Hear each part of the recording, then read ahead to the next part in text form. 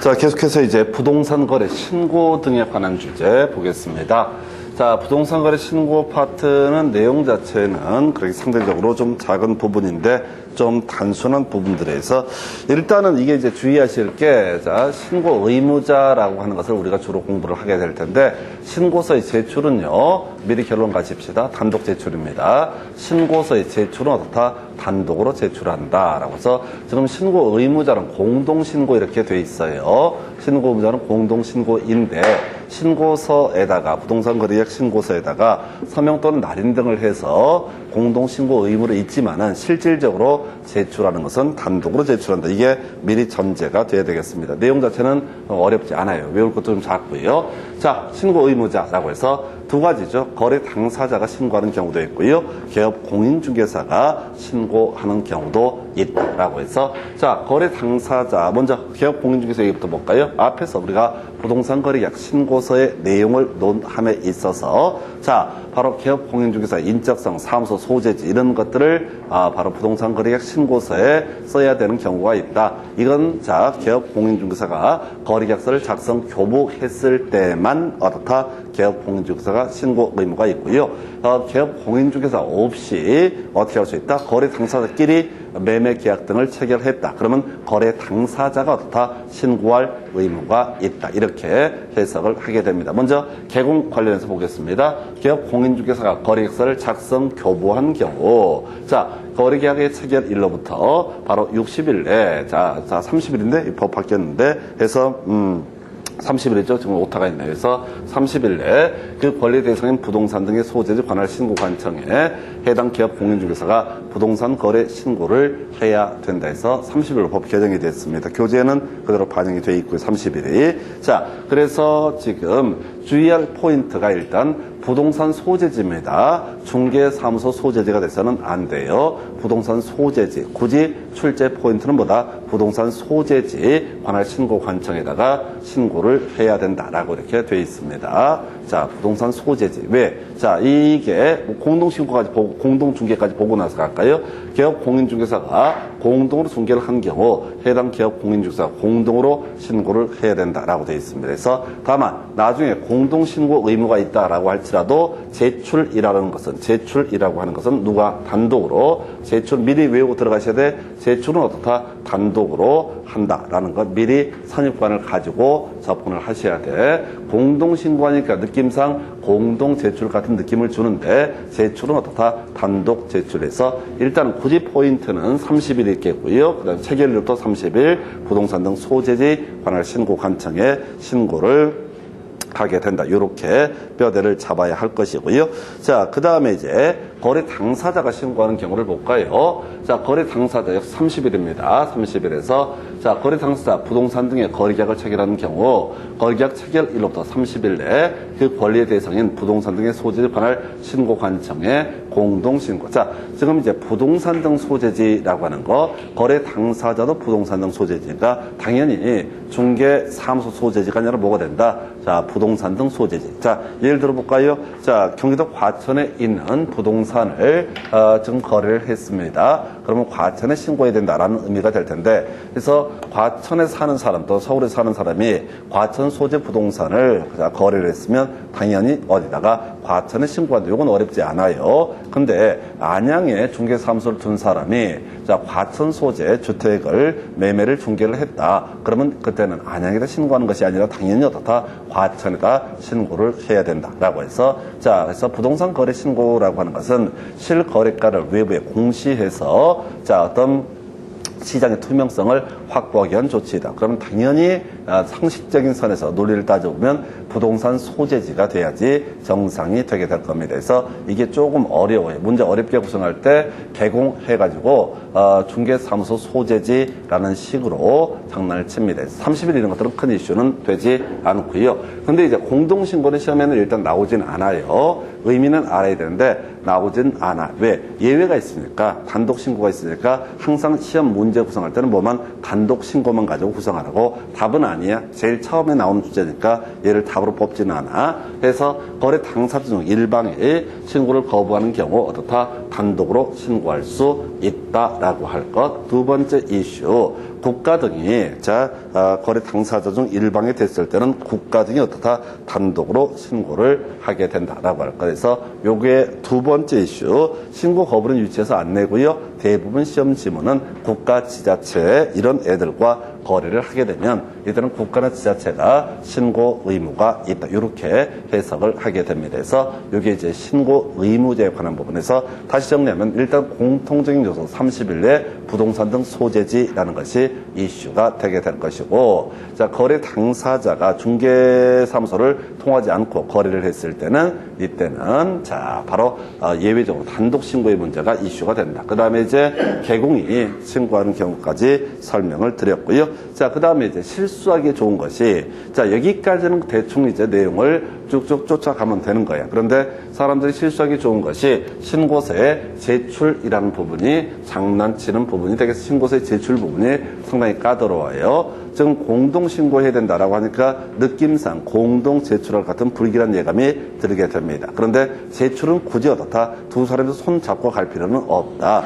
해서 미리 말씀드렸지만 단독 제출이라고 하는 거. 해서 자, 기본적인 구조, 거래 당사자부터 볼까요? 자, 제가 아예 타이틀을 단독 제출이라는 표현을 써놨어요. 법에는 단독 제출이란 말이 없어. 근데 틀리게 구성할 때 공동 제출 이런 식으로 장난을 치게 됩니다. 해서 부동산 거래 신고를 하려는 거래 당사자 신고서에 공동으로 서명 또는 날인해서 자, 그 부동산 등 소지에 관할 신고 관청에 제출해야 된다라고 이렇게 돼 있어요. 그래서 포인트는 뭐라고요? 바로 제출할 때 공동으로 제출한다는 말이 없어. 공동으로 서명 또는 날인까지만 하면 돼. 그리고 실질적으로 제출할 때는 그중에 한 사람만 가서 다 제출하더라도 무방하다라고 할 거예요. 그래서 이 문장을 해석을 잘못하게 되면 마치 공동 제출처럼 느낌을 주게 됩니다. 그래서 아예 답을 외울 때 제출은 어떻게 한다? 단독 제출한다. 이렇게 아예 외우고 들어가셔야 돼. 왜? 그냥 공동으로 서명 또는 날인해서 제출해야 된다라고 얘기하면은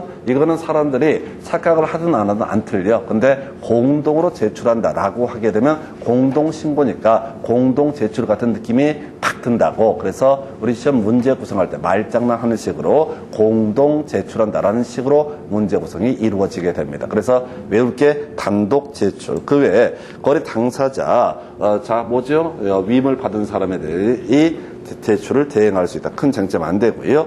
자, 개업 공인중개사 역시 아까 공동중개 등을 했을 때 공동으로 신고할 의무가 있다. 이런 식으로 되어 있었거든요. 그런데 그때도 다 제출은 단독으로 하면 되는 것이다. 그래서 자, 공동으로 중개를 하는 경우 개업 공인중개사 공동으로 서명 또는 날인해서 자, 신고관청에 제출해야 된다. 그러니까 이걸 문장을 잘못 해석하면 마치 공동 제출 같은 느낌을 준다고요. 근데 실제 제출은 어떻다? 단독으로 제출해도 된다라고 하는 거. 이제 문장 보면은 거의 다 함정에 빠져요. 스스로. 자, 그래서 단독 제출이 있을 테고 소속 공인중개사가 어떻다?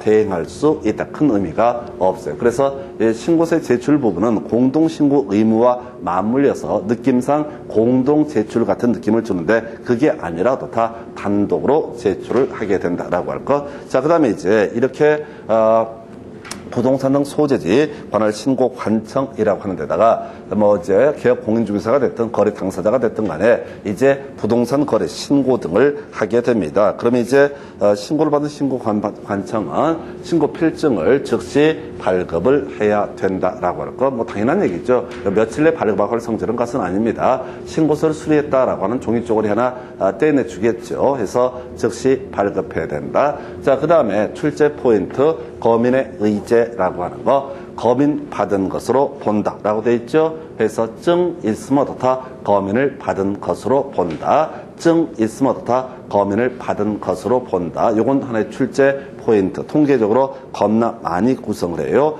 증 있으면 어떻다? 거민을 받은 것으로 본다. 개념 설명드리도록 하겠습니다. 자, 우리가 거민이라고 하는 거 이런 거죠. 국가에서 세금 받아내기, 지자체에서 세금 받아내기 위해서 자, 뭐가 필요해? 이 사람들의 거래가 됐으면 거래가 됐다는 사실을 확인하는 것이 필요하다. 이렇게 얘기를 합니다. 그래서 스토리가 이제 어떻게 되게 되는 거냐라고 했을 때 이런 논리구조죠. 부동산 거래 신고 등에 관한 법률 말고요. 부동산 등기 특별조치법이라는 법이 있게 됩니다. 해서 이 법에 따르게 되면요. 자, 지금 매매계약 체결하고 60일 내에, 자, 잔금 지급일로부터 60일 내에,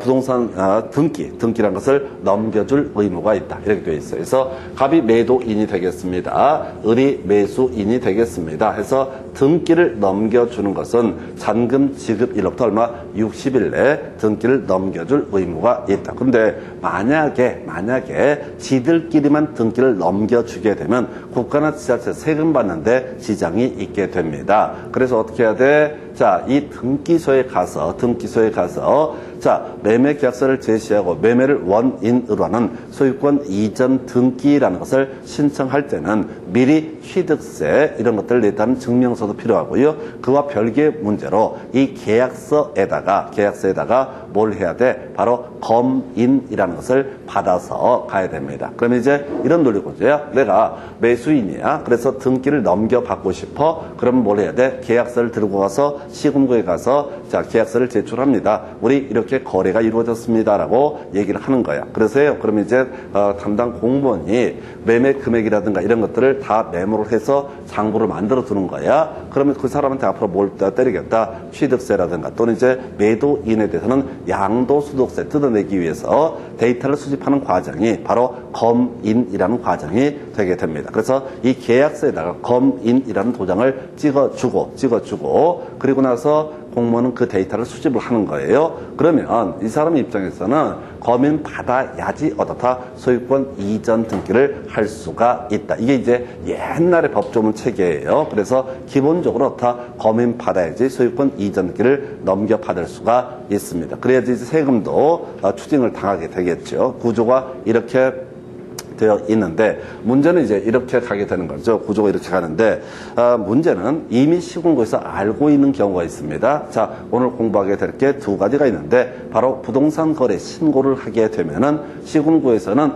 얼마의 거래가 됐다라는 사실을 알 수가 있다. 그때 신고 필증을 교부했다는 얘기는 이미 데이터를 알고 있으니까 그걸 다시 계약서를 또 들고 와서 검인도 해주세요. 이걸 할 필요가 없다. 해서 자, 신고 필증이 있으면 어떻다? 검인을 받은 것으로 본다. 조금 이따 공부하게 될 게 토지거래 허가구역 내에서 토지거래 할 때 자, 이제 매수인 실소유 목적이다. 그러면 시군구에서 토지거래 허가증이라는 것을 교부를 하게 됩니다. 토지거래 허가증을 교부를 하게 되면은 스토리가 어떻게 된다고요? 시군구에서 토지거래 얼마 이루어졌다는 사실을 알고 있다. 그래서 굳이 또 계약서에다가 검인 받으러 와라 마라 할 필요가 있다 없다? 없다. 그래서 우리가 나중에 등기법을 보게 되면 그런 얘기를 합니다. 자, 첨부 정보로서 자, 중요 쟁점은 아닌데 검인이라는 것을 받아야 된다. 계약서는 판결문에 대해서 검인이라는 것을 받아야 된다. 그래야지 국가지자체에서 그 데이터를 알 수가 있다. 그런데 증 있으면 토지거래 허가증, 부동산 거래 신고 필증 있으면 이미 지자체에서 알고 있기 때문에 그 부분에 대해서는 어떻다? 검인을 받은 것으로 본다. 그래서 외울 게 두 가지 증 있으면 증이 두 가지가 주로 이슈가 돼요. 하나가 바로 부동산 거래 신고 필증 그리고 나중에 공부하게 될 토지 거래 허가증 요 두 개 증 있으면 어떻다? 검인을 받은 것으로 본다. 이렇게 그림을 잡게 됩니다. 그래서 여기 출제 포인트가 돼요. 증 있으면 어떻다? 검인을 받은 것으로 본다라고 하는 거. 그 외에 이제 이런 데이터들을 다 묶어서요. 국토교통부 장관은 이게 진짜 실거래가로 신고를 한 것인지 아닌지를 확인하기 위해서 나름의 컴퓨터 시스템을 만들어 놓은 걸 이걸 검증체계 구축이라고 얘기를 합니다. 그래서 결과적으로 담당 공무원들이 부동산 거래 실거래가 신고가 이루어지게 되면 경우에 따라서 어떻다고요? 검증이라는 것을 거치게 됩니다. 이제 실제 이게 거래 금액인지 아닌지 예를 들어서 그 동네에서 거래되는 금액이 데이터가 쭉 있으니까 정상적인 가격인지 아닌지 알 수 있다는 얘기죠. 그래서 그걸 우리가 검증이라는 표현을 쓰고 이 검증을 거치게 되면은 이때는 뭐랑 연계가 되냐면 바로 취득세 얘기와 연계가 됩니다. 우리 세법 가서 취득세 할 때요. 자, 지금 취득세 과세 대상 물건을 취득한 날부터 60일 내에 취득세 신고 납부를 해야 된다. 그럼 취득세를 신고 납부를 하고자 할 때는 과세 표준에다가 세율을 곱해서 취득세액을 산출을 하게 될 텐데 자, 우리 지방세법에서 취득세 과세 표준이라고 하는 거 이렇게 봤었죠. 신고한 금액을 어떻다? 과세 표준으로 삼다. 이게 원칙. 근데 이 신고한 금액이 자, 시가 표준보다 작거나 신고가 없거나 뭐 이런 경우 또 교환계약 또는 이제 상속 이런 사유처럼 금액을 특정할 수 없을 때는 또는 그 신고 금액이 적절치 않을 때는 시가 표준액을 취득세 과세 표준으로 한다. 여기까지 쓸데없는 소리야. 그럼에도 불구하고 사실상 취득가격을 취득세 과세 표준으로 삼는 경우 국, 외, 판, 법, 공, 검 이렇게 6가지가 있었죠. 그래서 국가 지자체로부터 취득이라고 하는 거 이것은 어떻다? 바로 사실상 취득가격을 취득세 과세 표준으로 삼게 된다. 외국으로부터 수입에 의한 취득이라고 하는 거 판결문 또는 법인 장부에 따라서 취득가격이 증명되는 경우 그래서 국, 외, 판, 법 보셨고요. 그 다음에 공매라는 게 있었고 마지막에 검증이 이루어진 취득 이 부분은 지자체가 이게 실거래가로 거래가 이루어졌다는 사실을 알 수 있기 때문에 바로 사실상 취득가격을 취득세 과세 표준으로 삼는다. 물론 요 국외 판법 공검보다 훨씬 많은 출제가 됐던 것은 그 다음 주제에 있었죠. 바로 자 사실상 취득가격 범주에 이 간접 비용에 대해서 포함되는 것과 포함되지 않는 것이 있었다. 해서 포함되지 않는 게 뭐가 있었어? 판이 보부 할비 해서 판매 비용, 이용 비용, 보상 비용, 부가가치세, 그 다음에 일시불로 지불해서 할인받은 금액 가입이라는 게 있었고 법인 아닌 자가 낸 중개 보수 이런 것들은 바로 사실상 취득가격 범주에 포함시키지 아니한다 해서 얘기 좀 옆으로 샜는데 다시 갑시다. 자, 국외 판법 공검이라고 하는 것이 있었고요. 그리고 또 하나 이슈가 되게 될 게 판이 보부 할비. 일단은 세법에서 설명드릴 주제인데 판이 보부 할비. 아까 우리가 공법이랑 관련해서 이슈 삼았던 게 저런 거 있었잖아요. 자, 위관 이윤율, 수기 방단창, 운문종자 일판 이런 식으로 공식을 외우듯이 판이 보부 할비라고 하는 것도 일단 공식 하나 체크해드렸고 옆으로 좀 셌어요. 그래서 이렇게 관련한 부분 검증책이라는 개념까지 설명을 드렸습니다. 자, 한편 이렇게 부동산 거래 신고했다가 해제 등이 있게 되면은 그 내용도 다 신고를 해야 된다. 구조 똑같이 해제 등도 다 신고를 해야 된다. 좀 이따 지문 가지고 분석을 해야겠고요. 그 다음에 이제 출제 비중 거의 떨어지고 8년 동안 한 번째 나왔던 것이 정정 신청 변경 신고라는 개념이 있게 됩니다. 자, 우리가 정정이라고 하는 것은 잘못 기재됐을 때 하는 것이 뭐가 된다? 정정이라는 개념이 되게 됩니다. 잘못 기재됐을 때 어떻다? 정정하게 됩니다. 예, 변경된 경우 어떻다? 변경 신고라고 이렇게 얘기해요. 이건 되게 간단하게 문제 가지고 설명드릴 텐데 자, 잘못 기재됐으면 그냥 부동산 거래 신고서가 내용이 잘못 기재가 됐으면 어떻다? 나중에 정정 신청을 할 수가 있다. 한편 부동산 거래계약의 내용이라고 하는 것 자체가 나중에 변경되는 경우가 있거든요. 예를 들어서 매매계약, 계약서 썼는데 하여튼 여차저차해서 그 금액이 바뀐다거나 등등등 일정한 사유가 있으면 어떻다? 변경 신고라는 것을 하도록 한다 해서 아주 심플하게 구성해야 돼. 잘못 기재되면 어떻다? 이때는 정정 신청, 변경되면 어떻다고요? 변경 신고. 아주 심플하게 가셔야 돼. 이게 지금 8년 동안 두 문제가 구성이 됐던 바가 있습니다. 그래서 잘못 기재된 경우에는 어떻다? 정정 신청. 뭔지 모르지만 변경되게 되면 어떻다? 변경 신고. 이거 아주 무식하게 부르셔야 돼. 절대 이 내용 자체 변경 신고의 항목을 뭐 외운다라든가 이런 것은 불가능에 가깝습니다. 종류가 한두 개도 아니고 출제 비중이 그렇게 높지가 않기 때문에 잘못 기재되면 어떻다? 정정 신청. 변경되면 어떻다? 변경 신고라고 하고 좀 이따 문제 보시면 겁나 유치하게 뽑아주는 주제. 자, 그 다음에 또 하나 이슈가 되는 것이 과태료라는 개념이 있게 됩니다. 과태료라는 개념을 보시게 될 텐데 자, 과태료 관련해서 지금 쟁점 삼아 주실 것이 이렇게 돼 있죠. 자, 3천만 원 이하라고 해서 거래 대금 지급 증명자를 제출하지 아니한 경우 등 해서 이때 3천 이하. 자, 요거는 그래요. 요거는 지금 이제 28회, 29회인가 27회, 28회인가 연속 2번 나왔는데 이 과태료가 되게 복잡해. 그리고 사실은 우리가 공인중개사법이랑 다르게 이걸 외울 수가 없어요. 딱 떨어지지가 않아. 그래서 아까 우리 공인중개사법 다시 한번 머릿속으로 한번 기억해 보십시다. 공인중개사법에서 과태료는 심플했어. 개수는 많아도 루틴이 있어. 국토부 장관은 거래정보사업자 협회 공제사업 관련해서 사고 치게 되면 얼마? 500 이하의 과태료를 부과한다. 시, 도지사, 정당 사유 없이 연수교육 받지 않았을 때 500 이하, 자격증 미반납했을 때 100만 원 이하. 그 다음에 이제 등록관청에서는 확인 설명하고요. 표시 광고, 요 두 가지에서 문제가 발생하면 500 이하, 나머지는 얼마? 100만 원 이하. 이렇게 외울 수가 있어요. 딱 떨어지기 때문에, 루틴이 있기 때문에 공식도 있는데, 이 과태료 부분, 자, 부동산 거래 신고 등에 관한 법률에서 과태료 부분은 지랄 같은 게 이런 게 있어. 5% 이하 이렇게 되어 있다고. 5% 이하, 이거 금액 자체가 특정이 안 되는 거예요. 내 얘기가 지랄이야, 이걸. 그 다음에 이제 500 이하도 있고요. 그런데 이거는 이제 결국은 이걸 외울 수도 없고 외워서도 안 되는 거야. 출제 기술성 어려우니까. 그래서 이 부동산 거래 신고 등에 관한 법률에서 과태료는 딱 한 가지예요. 자, 나머지는 모르겠고, 거래 대금 지급 증명 자료 제출하지 아니하거나 허위로 제출하거나 등등등 하게 되면 얼마? 3천만 원 이하의 과태료를 부과하게 된다. 이렇게 하나만 외우시면 돼. 뭐냐면은 다음 중 첫 주기놈을 고르시오라고 하는 게 뭐라고요? 거래 대금 지급 증명 자료를 제출하지 아니하거나 허위로 자료를 조작해서 제출 등을 했다. 얘는 아주 나쁜 녀석이야.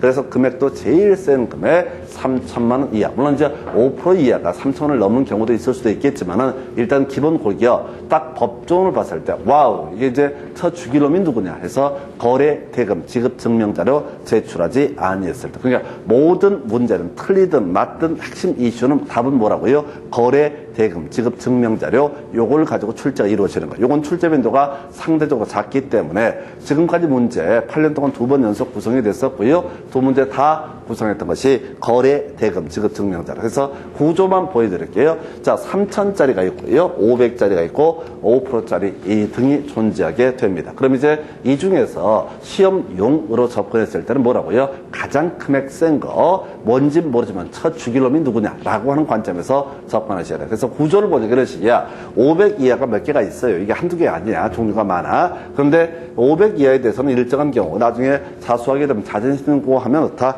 감경 면제할 수 있다. 이렇게 되어 있어. 자, 큰 잘못을 한 게 아니니까 중간에 사고 친 거 회개하고 반성하고 다시 오면 어떻다? 좀 봐줄 수도 있다. 5% 이하짜리 뭔지 모르지만 상대적으로 큰 잘못이 아니야. 그러니까 얘가 중간에 회개하고 반성하고 하면 돌아온 탕자 좀 살려주겠다. 그런데 쳐 죽일 놈은 어떻다? 마지막까지 쳐 죽이겠다라는 것이 핵심 이슈라고. 그래서 감경 면제도 어떻다? 할 수가 없다. 이게 법조문 구조인데 이 챕터에서는 다른 거 다 빼버리고 모든 시험 문제 답이라고 하는 것은 어디로 귀결되게 된다. 바로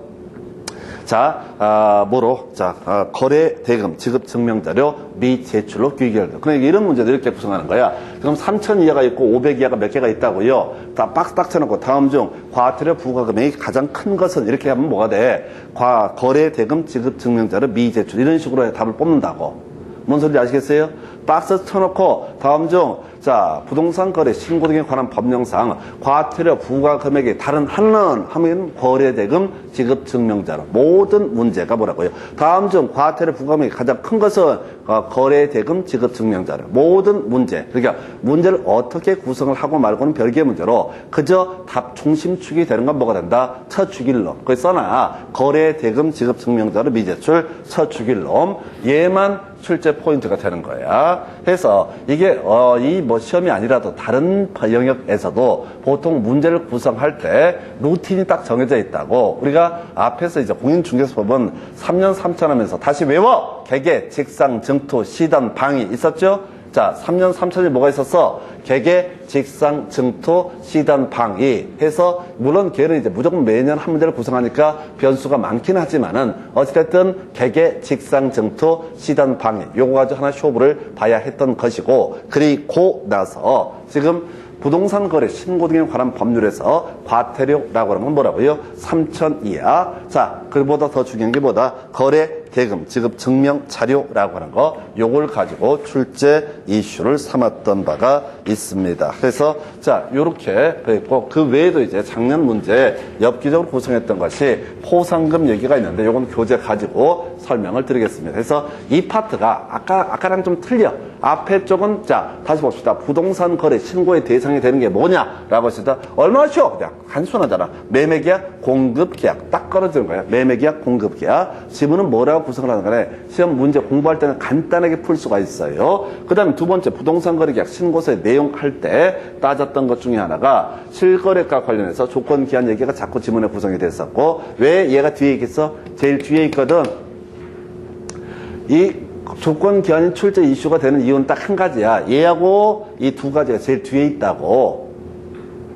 아니 계약서에 대해서 쭉 부동산 거래 신고서에서 쭉 얘기를 하다가 근데 혹시 약정, 특약이 있으면 조건 기한 등 특약이 있으면 어떻다? 그 내용도 기록을 해라. 그러니까 제일 뒤에 있다고. 얘하고 또 하나가 자 있을 수도 있고 아닐 수도 있는 게 개공이 신고할 때는 개공의 인적사항 거래 당사자가 부동산 거래 신고할 때는 개공의 인적사항은 필요가 없다. 이런 것들이 자 비교할 수 있는 포인트라서 이슈가 될 테고 그 다음에 투삼 하나 투기과일지구 3억 그 다음에 집합 건축물의 전용 면적, 그 다음에 건축, 실부, 총부 이렇게 나름의 출제할 수 있는 포인트들이 정해져 있다고요. 그런데 이 뒤에 다뤄지는 내용들은 좀 전반적으로 밋밋해 해서 이제 지문 가지고 분석해 드리도록 하겠습니다. 여러분 교재 기준으로 검토를 하게 되면은 교재 몇 페이지부터? 자, 140페이지부터 확인을 해보겠습니다. 자, 부동산 거래 신고 등 관련해서 자, 첫 번째 박스 가서 볼까요? 거래 당사자 일방이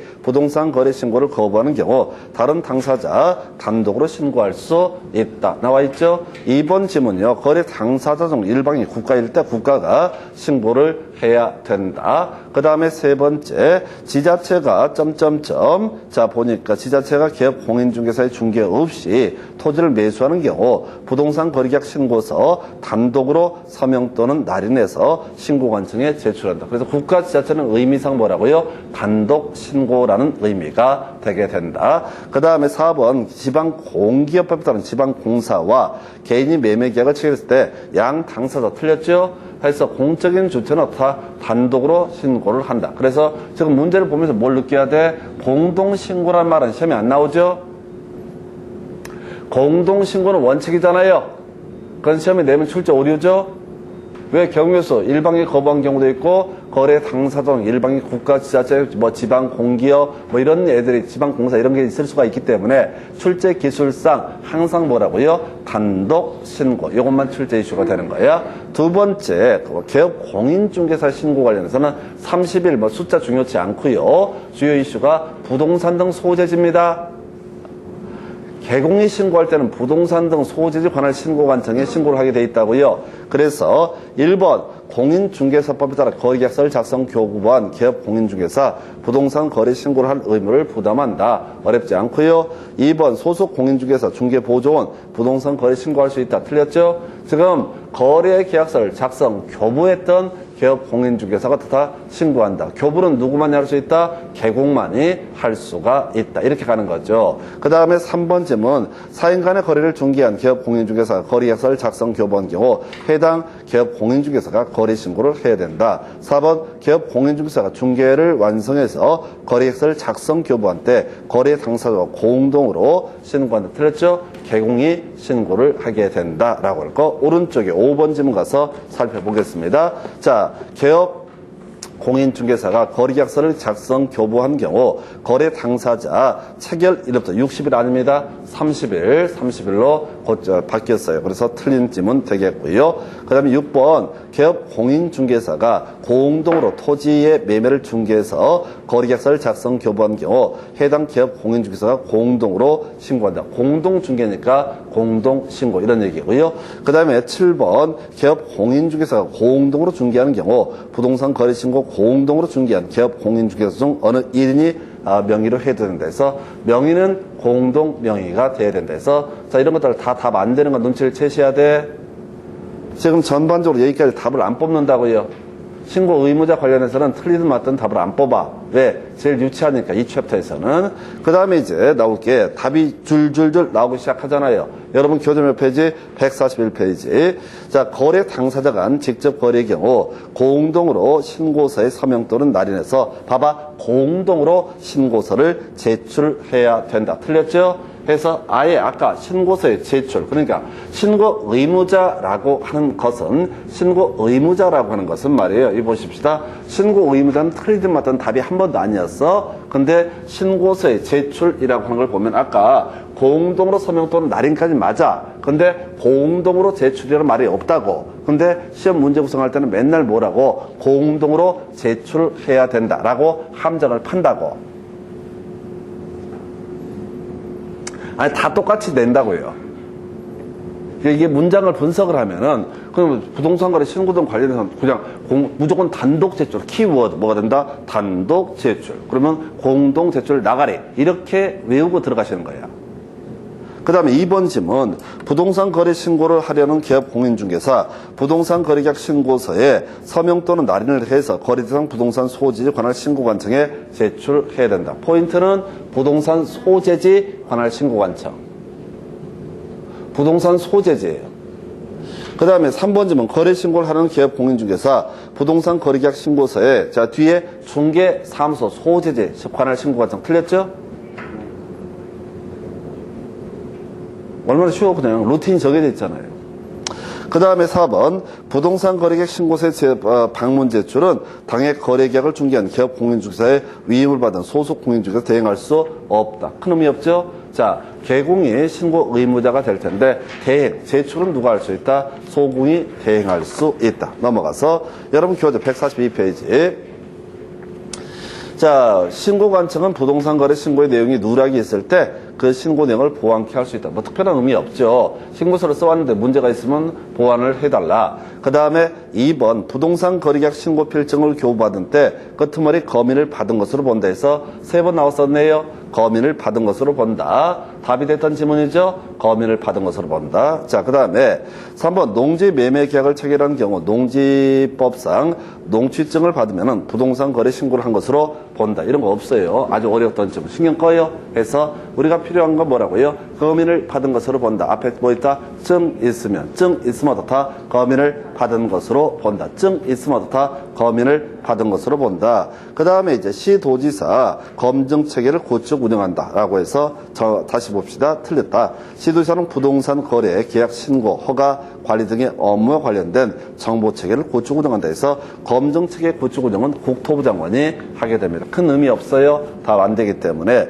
자, 시군구청장 검증 체계를 구축 운영한다 해서 둘 다 같이 없죠? 아까 설명드릴 때 검증 체계 구축은 누가? 국토교통부 장관. 큰 의미 없어요. 답 안 됐어요. 답을 외워야 돼. 답. 자, 보니까 뭐야? 단독 제출이라고 하는 거. 출제 이슈 단독 제출. 제출하는 장소는 뭐가 된다? 부동산 소재지 관할 신고 관청. 요 두 개로 거의 다 구성되고, 그 다음에 이제 지금 또 답이 되는 게 검인을 받은 것으로 본다. 요렇게 그림을 갑니다. 그래서 그 정도고요. 143페이지 가서 정정 신청, 변경 신고라는 개념을 보도록 하겠습니다. 정정 신청 미리 외워야 된다고. 잘못 기재된 경우. 변경 신고는 뭐라고요? 변경된 경우라고 해서, 자, 보니까 지금 이건 해설 가리고 한번 찍어보십시오. 30번 문제는 너무 어렵다. 30번 문제, 1번 문제.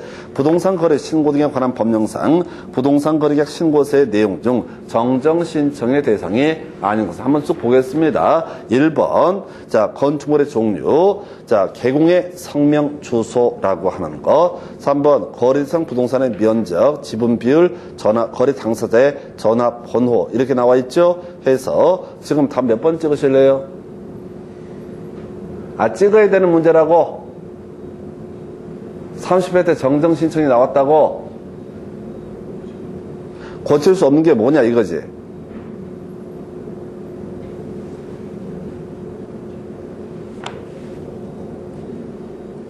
그럼 그렇게 하지 말고 이걸 보면서 찍는 방법.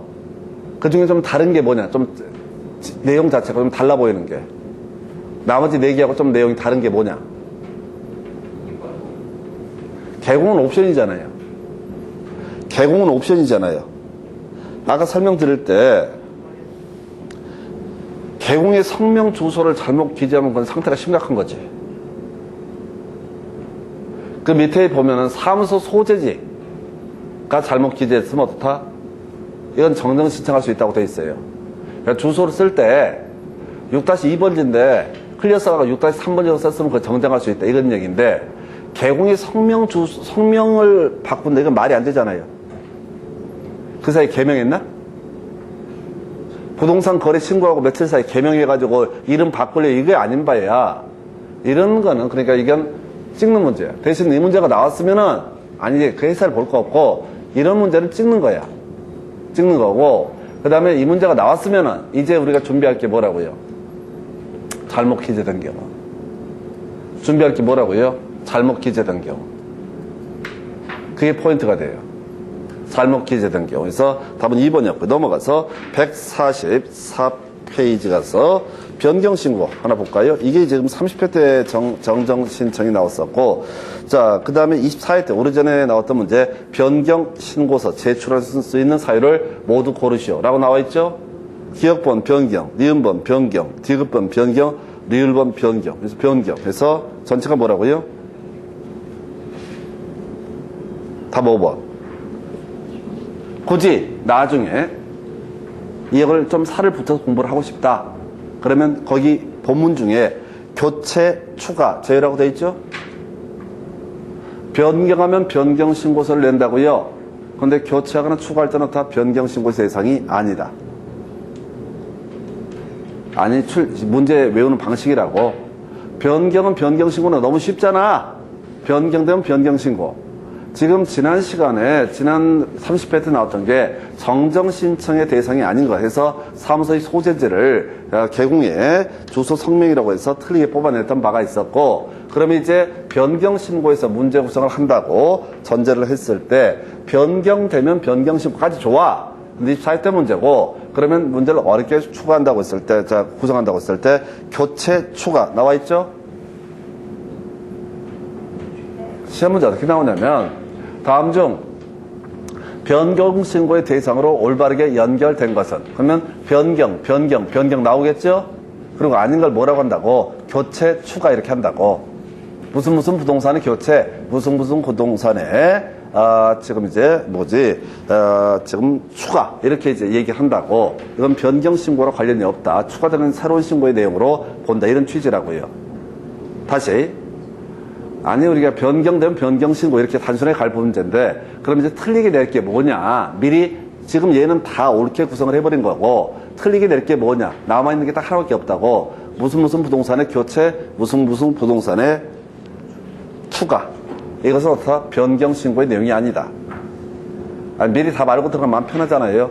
변경하면 변경신고 이렇게 가는데 추가나 교체는 없다. 변경신고의 항목이 아니다. 이렇게만 가시는 거예요. 이게 이제 지금 이 문제를 최대한 24회 때 문제를 어렵게 나오고 어렵게 구성하고 그 다음에 30회 때 나왔던 문제를 정정신청이 나왔으니까 정정신청은 내일까지 잘못 기재된 경우 이걸 갖고 낼 수도 있어. 과거 문제는 이런 식이었어요. 자, 점점점 잘못 기재된 경우 정정신청, 점점점 변경된 경우 변경신고 이렇게 이제 가면서 다음 중 변경신고의 항목은 이런 식으로 해서 잘못 기재된 경우 해서 요거 나가리 이렇게 구성했던 게 옛날 문제 패턴이야. 뭐 그런 게 또 내릴 수 있겠지. 정정신청과 변경신고를 비교할 수도 있겠고 또는 아예 정정신청을 물어봤으니까 이제 변경신고를 가지고 구성을 한다고 했을 때 지금 24회 문제처럼 변경 이렇게 내릴 수도 있겠고 또는 거기다가 아닌 걸 하나 집어넣게 되면 교체나 추가를 집어넣게 된다고. 이 법정 구조만 보시는 거야. 그럼 출제위원들은 이렇게 됩니다. 그 정도로 보셔야겠고 옆에 이제 과태료 관련해서 볼까요? 여러분 교재 144페이지 과태료. 자, 보니까 신고관청의 요구에도 거래대금 지급 증명자를 증명할 수 있는 자료를 제출하지 아니한 자에게 하여튼 끄트머리 취득세 3배 이하의 금액에 상당한 과태료를 부과한다. 이런 거 나와 있죠? 해서 일단 틀리게 구성이 됐었고요. 그게 틀리게 하나 구성이 됐었고 그 다음에 이제 이슈가 되게 되는 게 신고관청은 거래대금 지급 증명자료를 증명할 수 있는 자료를 제출하지 아니한 사실로 자신 신고한 자에 대해서 과태료 감경 면제할 수 있다 해서 일단 3천만 원 감경 면제할 수 없다라고 하는 걸 미리 설명을 드렸었는데 이거는 내용 봐봐도 필요 없고 자 나머지는 필요 없고 무조건 우리가 기억할 게 거래 대금 지급 증명자료 이 얘기로 모든 얘기를 귀결시켜야 된다고. 이런 문제가 얼마나 어려운데 나머지 지문 봐봤자 의미가 없어요. 그래서 부동산 거래 신고 등에 관한 법률에서는 과태료라는 얘기를 하게 되면 28회 27회 연속 나왔었잖아요. 29회 30회 안 나왔거든요. 과태료는 문제가 구성되면은 어차피 이걸 다 외워서 푼다는 생각 아예 하지도 마세요. 해봤자 안 돼. 500 이하를 막 외우고 뭔 지랄이야. 변경, 잘못 이것도 못 외우는 시간들이 부족해서 그래서 나머지 지문들 의미 없고요. 그럼 포상금 지급 대상이 저기 나왔어요. 작년에 이제 문제 구성이 됐는데 별 의미는 없어요. 그래서 거기 여러분 교재 145페이지 보니까 포상금 지급 대상에서 우리 앞에서 요거 할 때 항상 이제 비교해야 될 게 저거죠. 지금 우리 공인중개사법에서 포상금 지급 대상 뭐였어? 개개증증 있었죠? 개개증증 어떻다? 포상금 지급 대상. 그리고 1개월 내에 포상금 지급을 해야 된다. 세 번째 이슈가 됐던 것이 뭐가 있었죠? 세 번째 이슈가 됐던 것이 국고에서 100분의 50까지 보조. 영향가 없는 세 가지 설명드렸습니다. 개개증증이라고 하는 거, 국고에서 100분의 50 보조, 1개월 내 등록관청에 포상금 지급해야 된다. 이런 게 있었다고. 자, 이 문제가 쭉 나오다가 30회 때 안 나왔어. 안 나오고 이 부동산 거래 신고 등에 관한 법률에서 바로 포상금 얘기를 냈어. 근데 여기는 법조문 구조가 깔끔하지 않아요. 아주 새끼들이 양아치로 구성을 했어. 해서 보니까 교재 145페이지 제일 하단부 부동산 등의 실제 거래 가격을 거짓으로 신고하거나 거기 이제 그 다음 페이지 가면 겁나 비슷한 거 나와 있죠. 그래서 뭐 토지거래까지 같이 이제 묶어서 나오게 되는데 이런 걸 외우자는 게 아니라고. 자, 지금 출제의 흐름을 보셔야 돼.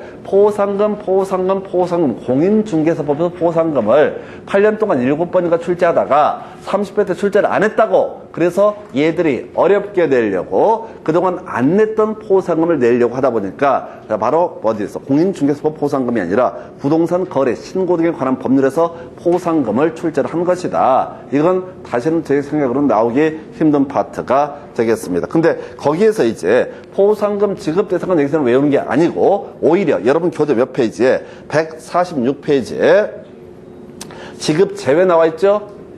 지급 제외 나와 있죠? 공인중개사법에서는 지급 제외니 뭐 이런 말이 기본적으로 없었어. 근데 얘는 오히려 지급 제외 예외가 있으니까 시험 문제를 구성할 때는 원칙을 냈다는 큰일 나죠?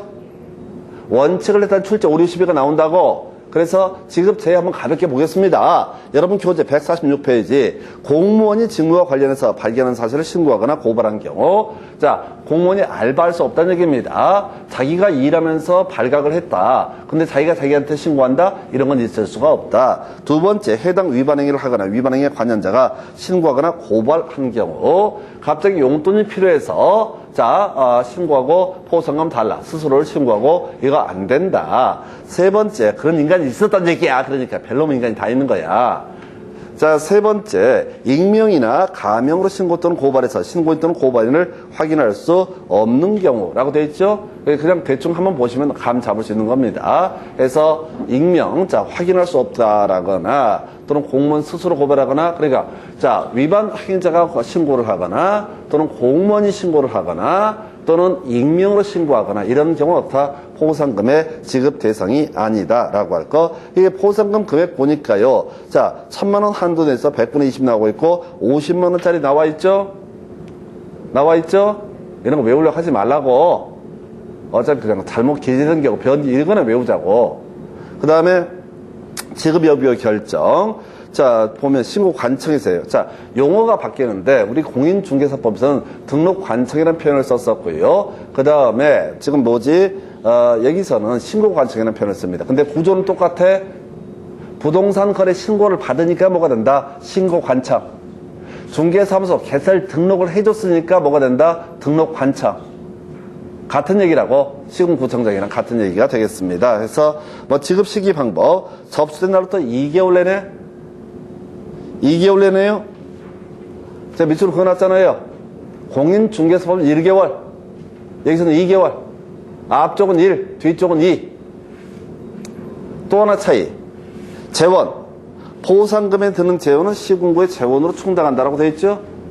자, 이제 이걸 다 보자는 게 아니라 지금 부동산 거래 신고 관련해서 공인중개사법하고 달라지는데 주요 포인트. 이 얘기 문제 다 필요 없어요. 이러는 문제는 의미 없고 굳이 한번 냈으니까 비교되는 것들을 보십시다. 일단은 나머지는 구조가 다 똑같은데 어디에서 금액은 의미 없어요. 금액은 의미 없고 금액은 나와도 틀리든 맞든 답은 안 돼. 이런 것들은 답을 뽑으면 안 돼. 그런데 지금 앞에서 자 공인중개사법 보상금 1개월 내 지급을 해야 된다. 그런데 부동산거래 신고 등에 관한 법률에서는 얼마? 신고관청은 2개월 내 지급을 해야 된다. 그 다음에 보조라고 하는 거. 자 공인중개사법에서는 국고에서 100분의 50까지 보조할 수 있다. 이런 거 있었죠? 국고에서 100분의 50까지 보조할 수 있다. 이런 게 있었다고요. 그런데 여기서는 그냥 시군구의 재원으로 한다. 많이 하지 말고 어차피 이거는 지금 30회에서 처음 출제가 돼서 어려웠던 문제인데 이걸 쫓아가면 너무 양이 많아져요. 해서 여기까지 보시고 잠시 끊었다가 이제 토지거래 허가제부터 이어서 설명드립니다.